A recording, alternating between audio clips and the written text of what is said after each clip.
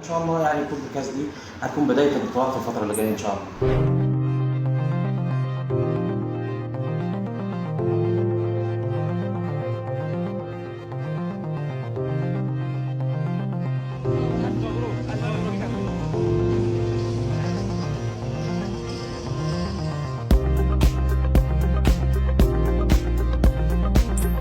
موضوع بيراميدز انا مقتنع بالفكره وبشجع النادي من 5 سنين.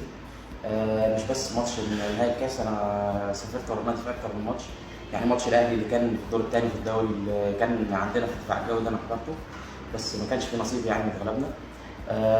موضوع علاقه مجلس الاداره والاهداء اللي انا قدمته للنادي. هم الناس لما جم اسوان انا حضرت ماتش في استاد اسوان، وقابلت مجلس الاداره المهندس ممدوح عيد وعمر بسيوني والاستاذ عمر مدحت. الناس كلها ناس محترمه يعني، وساعتها حتى المهندس ممدوح عيد اداني تيشرت النادي يعني كنوع من التكريم يعني. وانا لما كنت موجود في نهائي الكاس يعني كنت واخد معايا درع كده قدمته للنادي كنوع من الاهداء والتكريم للنادي يعني.